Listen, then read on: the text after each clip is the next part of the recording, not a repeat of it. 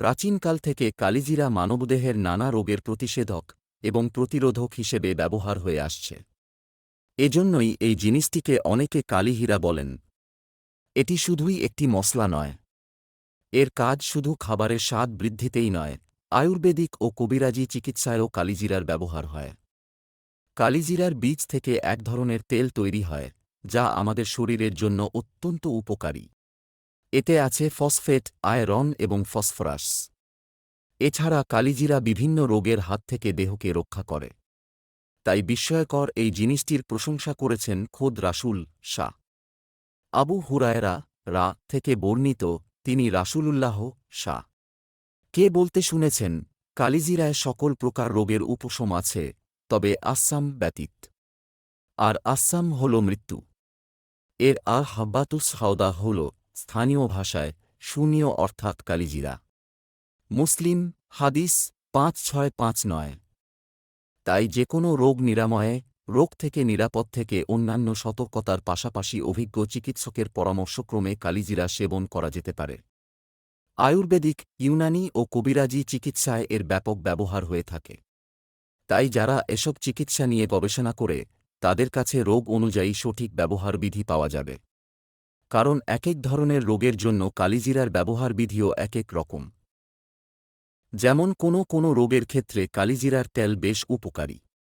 এ সময় India Times পত্রিকার তথ্য মতে, এতে রয়েছে ক্যান্সার প্রতিরোধক কেরটিন, বিভিন্ন রোগ প্রতিরোধকারী উপাদান এবং অম্ল রোগের প্রতিষেধক। এ কারণেই হয়তো সাহাবায়ে কেরাম সবসময় সঙ্গে কালিজিরা রাখার পরামর্শ দিতেন। খালিদ ইবনে সাদ রা থেকে বর্ণিত, তিনি বলেন, আমরা যুদ্ধের অভিযানে বের হলাম। আমাদের সঙ্গে ছিলেন গালিব ইবনে আবজার।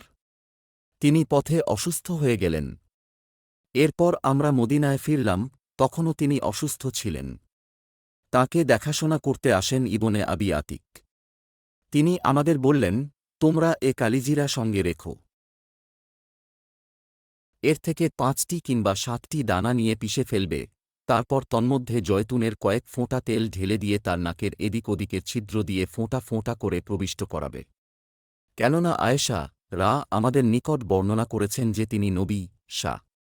কে বলতে শুনেছেন, এই কালিজিরা শাম ছাড়া সব রোগের ওষুধ। আমি বললাম, শাম কি? তিনি বললেন, মৃত্যু। বুখারী হাদিস 5687। কালিজিরার উপকারিতা কয়েকটি নিম্নে তুলে ধরা হল। মাথা ব্যথা সারাতে কালিজিরার তেল দারুণ উপকারী।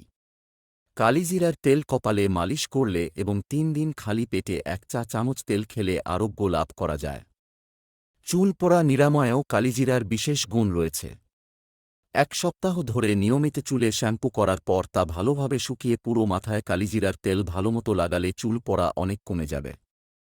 হাঁপানির রোগীরা বুকে ও পিঠে কালিজিরার তেল মালিশ করলে উপকার পাওয়া যায়। কালিজিরার তেল ও চূর্ণ ডায়াবেটিসের জন্য উপকারী। নিয়মিত খেলে ডায়াবেটিস নিয়ন্ত্রণে থাকে। চা বা গরম জলের সঙ্গে কালিজিরার তেল মিশিয়ে পান করলে হৃদরোগে যেমন উপকার পাওয়া যায়, তেমনি শরীরের বাড়তি মেদও কমে।